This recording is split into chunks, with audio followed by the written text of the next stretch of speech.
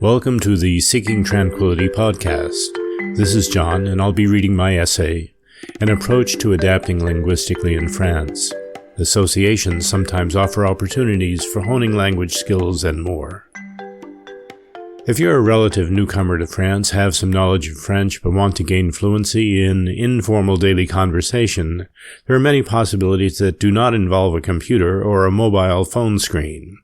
Some of these opportunities are sponsored by associations. Although I already had a good foundational knowledge of French when moving to Nice, Côte d'Azur at the end of 2021, our first months comprised a coming to consciousness of the French I had never learned, that is, the things that aren't taught in your average American French classes. Some examples. The language used in official documents required to transfer our citizens' rights from Ireland to France. The processes for exchanging driver's licenses. All the fine print when opening bank accounts and insurance policies. Understanding housing agreements, registering with the national healthcare system, and all the other démarches administratives or administrative procedures. As these administrative processes fell into place, however, another linguistic weakness made itself known that was partially based in language knowledge and partially in culture and attitude. Ordinary everyday conversation and small talk. It's easy enough to gain fluency in the kinds of transactions that are part of everyday life. Interactions with staff at the market, bakery, or at the till in a supermarket. Buying necessities at the hardware store. Making an appointment on the telephone. I say these are easy because they are repetitive and involve a limited vocabulary. Every transaction becomes a brief language drill. Just make sure you can tell the time of day and know numbers well enough to easily recognize them. But find yourself in a conversation with someone unexpectedly, a friendly person at a bus stop or discussing the weather with a neighbor, and the arbitrary excursion into small talk can become tricky quickly. I had had a strategy for upgrading my abilities in French well before taking up residence in France. Radio, television, newspaper subscriptions, YouTube videos, a nice feature being able to slow down the tempo and repeat when needed, language apps, even Alliance Française classes online. But none of these is a substitute for actually conversing with French people. We were new in town and had no local friends or personal contacts. What to do? France, like other European countries, has many associations, ranging from informal groups of people with common interests to large entities with legal obligations. I happened upon the Maison des Associations at Place Garibaldi, Nice, whose exterior bulletin board has notices advertising many local associations, several of which focused on language learning. I followed up with one of them and learned that by becoming a paid member, €30 annually, I would be eligible to participate in a range of activities sponsored by the group, including a weekly informal gathering at a café to exchange French and English language conversations, as well as a weekly atelier or advanced French workshop that has a more literary inclination. Once I'd become a member of the association, I joined the conversation group at one of its Tuesday morning gatherings at a café. The timing of the meeting should have tipped me off to this being a group of seniors and retirees, and so it was, and it was a friendly and welcoming group at that. There were no formal introductions. I simply introduced myself to those seated closest to me. It became apparent quickly that I was one of only a small handful of native English speakers present. Formally, the rule was the conversation would be undertaken for 1 hour in French and for 1 hour in English. The first order of business is choosing which language to start with. On my first meeting with this group, we began with English, but it quickly migrated back to French. The person seated next to me explained that most of the people who attend have done so for years, and that it is now more of a social gathering than a structured learning experience. Others also explained that there had previously been a near balance of French and English speakers, but the majority of British attendees disappeared once Brexit took hold.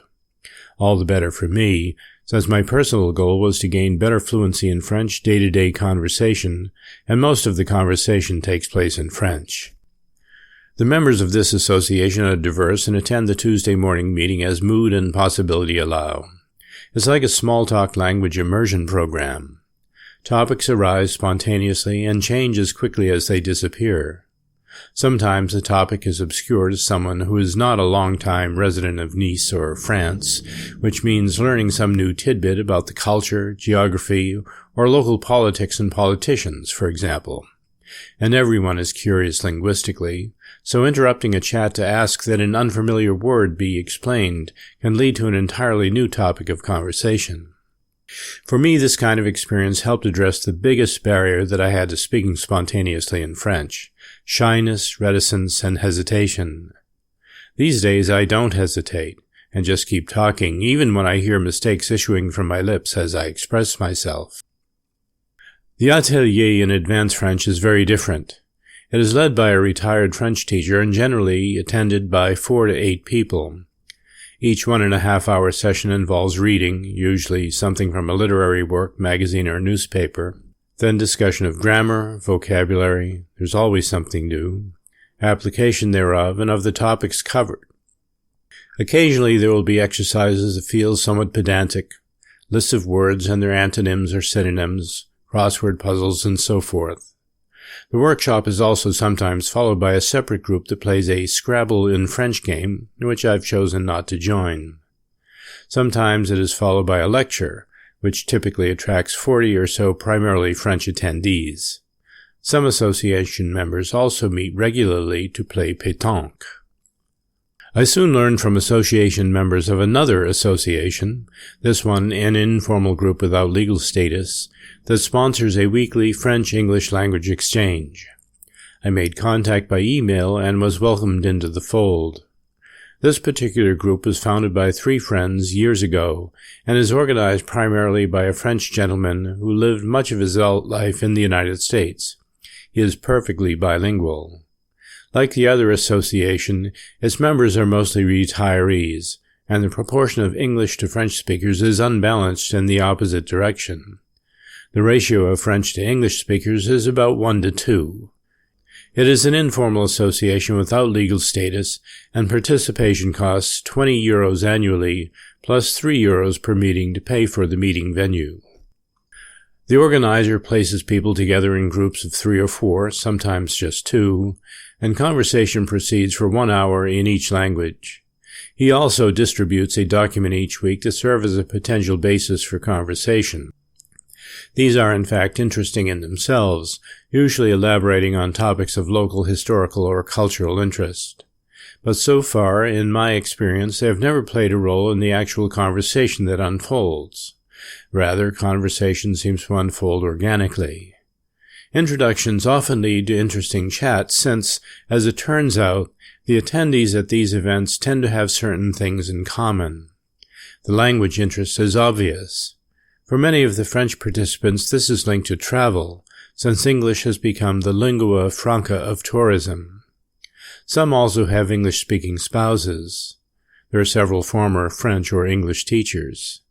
There are also French participants who grew up in diplomatic families, moving here and there as assigned, and others who were born in former French colonies. Perhaps half of the native French speakers are also native Nice residents, and I always enjoy hearing their perspectives. Some were raised speaking both French and Italian. A couple also speak the Niçois dialect, though they have different opinions about whether it is a Provençal language or a Ligurian dialect. There is also an association, by the way, called Niçopantais, that promotes appreciation of the use and love of the dialects of the Occitan language, and more particularly Niçard and Alpin. The English speakers are, I think, even more diverse. There are people from the United States, Canada, Ireland, the United Kingdom, Singapore, Australia, and elsewhere. Many have arrived in Nice over the past several years, which means that conversations sometimes move to newcomer issues, visa renewals, problems or successes in registering for this or that public service, and of course the challenges of trying to master French language. I am always curious about the reasons why Americans in particular move to France. Healthcare is one reason sometimes given, whereas others are fulfilling a Francophile retirement dream. Still others are fleeing some other aspect of American culture that has become oppressive. Expressing yourself about these sometimes emotional topics in French can be challenging, even if you're at an intermediate level in French. Beyond these specifically language-oriented associations, joining some other group focused on an activity or pastime might help with both language development and having a sense of joining the community you're in. Check out my piece on associations for more about this. If you're 55 or retired, there may be civic groups sponsoring activities and services for seniors. Ask about this at the local mairie as well. The city of Nice, for example, supports 12 Maisons des Associations and 5 different Maisons des Seniors. There are also more formal educational venues such as Alliance Française, as well as commercially sponsored social and language groups. There is Meetup, the company that fosters meetings among people with common interests, which operates internationally. For a higher annual membership fee, there is also Internations, another international organization focused on sponsoring activities connecting expats through social events. No matter what path you choose or where you live in France, chances are there are many possibilities for enhancing your abilities with French and engaging with local people socially. You just have to look for them. Thanks for listening.